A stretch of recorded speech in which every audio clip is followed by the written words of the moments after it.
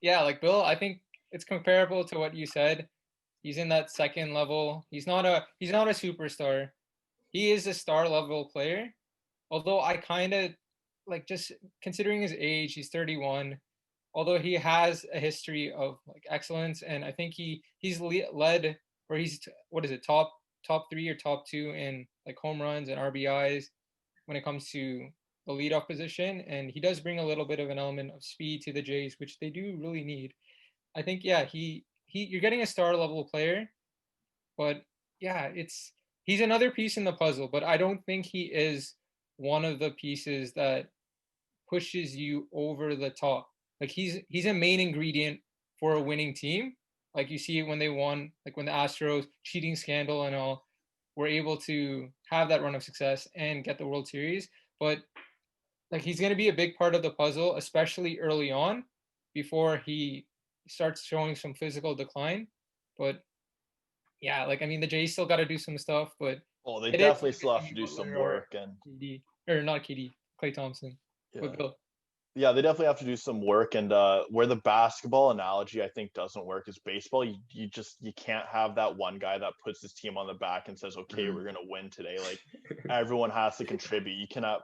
And I mean, the perfect example is I brought up Mike Trout a moment ago. The perfect example is that like Mike Trout is pretty much universally agreed as the best player in baseball, mm-hmm. and his team does not consistently make the postseason. His team has have they ever gone on a deep postseason run with him? I don't. They never have. And to be able to say that you have almost definitely the best player in the game and that your team is not that great, I think it's telling of like how you need to build a team. You can't just have one guy and a bunch of scrubs in there. Like you need to build a team that where there's multiple people who can bring talent. Mm-hmm. So I guess to wrap this up for me, I guess the Jays got to be interested in a couple more players before we are back into the contending stratosphere. But are we cooking with Springer? We're liking it though. Oh, I'm liking it. We're Okay, all cooking. right, all right, we're cooking. Yeah, We're cooking. let's Is he go. welcome? Is he welcome in the kitchen now? Oh man, he's the type of Springer we want. Yeah. Is that a Jerry Springer joke? I don't know. I don't know. Everyone like Jerry. I don't know, George Springer. Springer's like you're making a stew. Springer's the potatoes. You already have like the meat in there, the young core. Now we got it. We need to season it. We need to season it. Maybe Oh, add some and carrots. Vladdy's like the prime rib. We'll see. We'll see. And Hanjin reused the noodles, the udon noodles. Jeez. Okay. Well, let's move this along to gambling. So I'm sure we've all have our taste of like the glory of winning some nice bets, but we've all felt the defeat. And so Alan wanted to add this in, so I'll let him introduce this a little Yeah, bit for more. sure. Alan's an expert at losing bets, so let's Okay, hear what he okay, has okay. to Let's. say. I want to see where he goes with this. Oh man, well, like Leska, I was gonna. The way that we're gonna take this first, we're gonna dig. This is gonna be like a mini shovel, Bleska, or Okay. Bleska and Bill. Okay. All right. Trowel, if you will. Oh, before you hear my stories and Bleska's stories and Bill your stories of poor gambling decisions, Bill, what I wanted to hit you first with is like we wanted to open you up a little bit, like a walnut, um, Or other nuts. except peanuts, Okay. because we Except not, know yeah, your not deal with peanuts. peanuts. Yeah.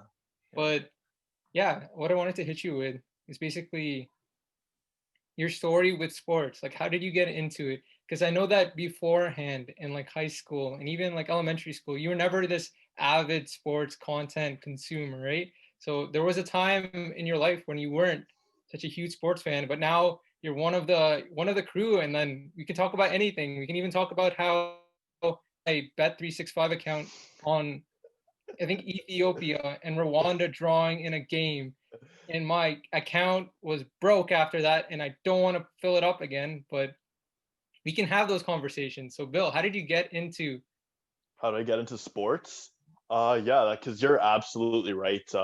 Like no one in my family really watches sports. I don't know if I'm sure they'll click on the link. I don't know if they'll even make it this far into the podcast because they'll have no idea what I'm talking about about the Blue Jays. They're none of them are sports fans.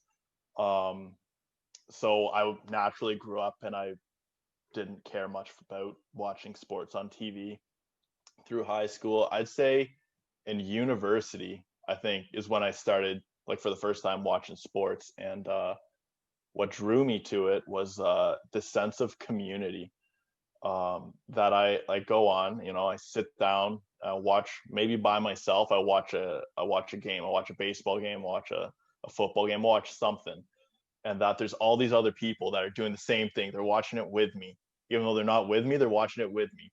And then I go out. I go out today and I see some guy wearing a Blue Jays mask or whatever, and I know, as hey, like, how about that? How about that signing? How about Springer? Are you fired up for that? And then instantly there's that connection. Now we're chit-chatting and we're friends now. And there's something magical to it, like something magical to that sense of community where you don't have to know someone, but they're on your team, kind of thing. You have your own team. You're walking around and you have all these people that care about the same thing that you do, and you can identify each other really quickly. It's awesome.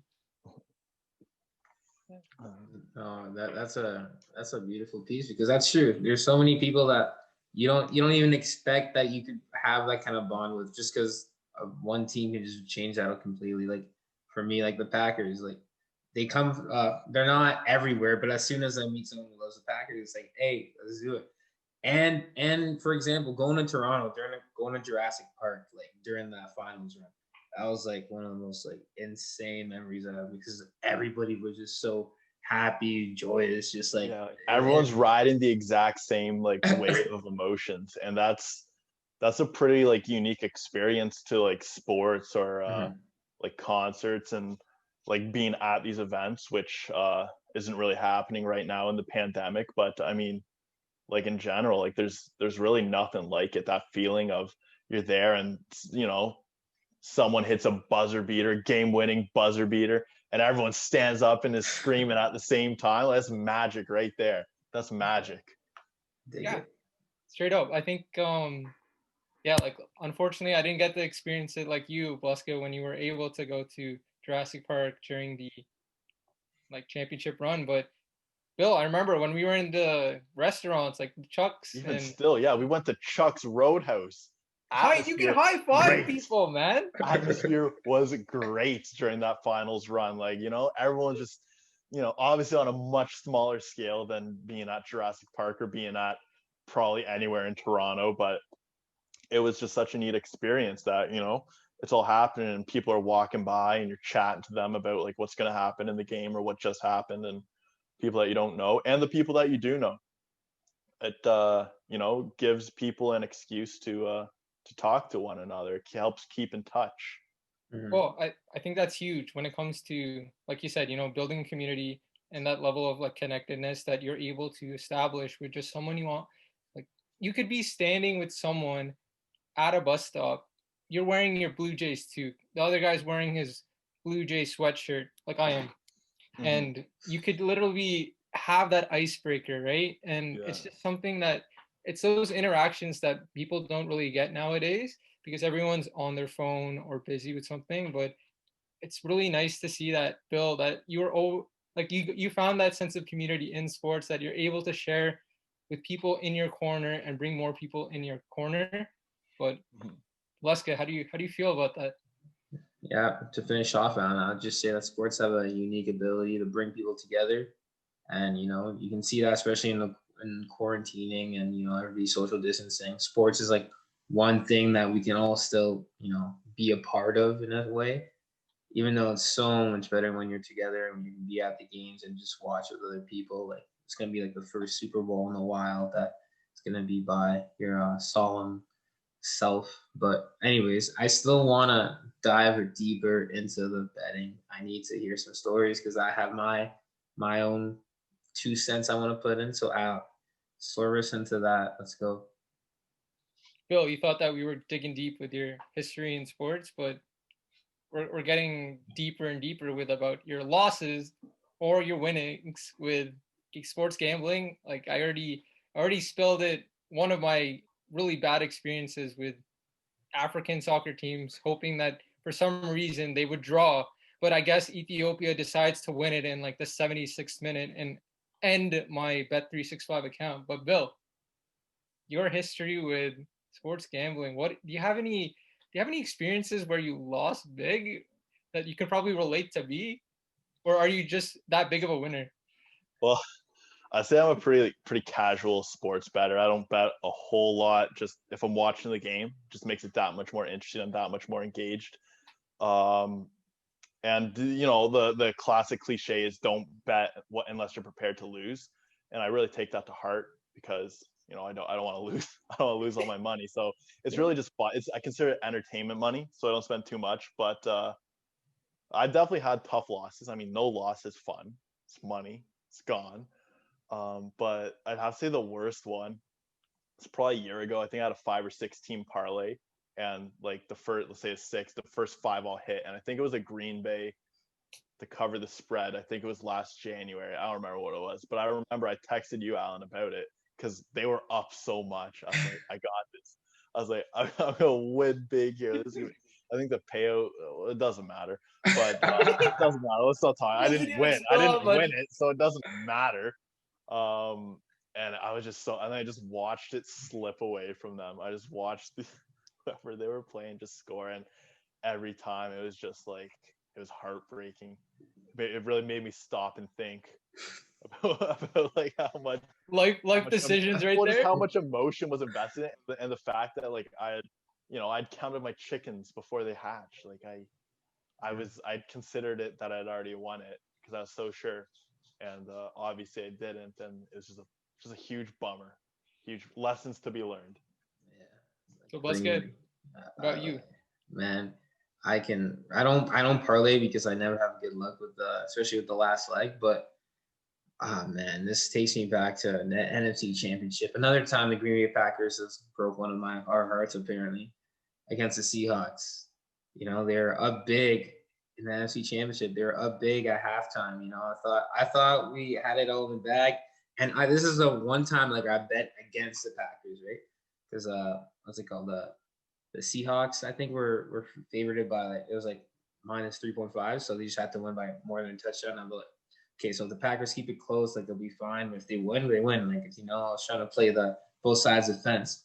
So Russell Wilson starts this ridiculous comeback. They get into overtime, and then they win by 3 by a field goal. So I got to experience the Packers blow a lead in the NFC Championship, lose a chance to go to the Super Bowl, and I lost a bet because they only won by a field goal and not by a touchdown in overtime. So that was like a double whammy there, and that I learned my lesson there. Just I stay away from playoff games now. Well, I think I gotta say, I think the lessons from what you guys were talking about. Don't say it. Not to bet on the Packers. Don't say it.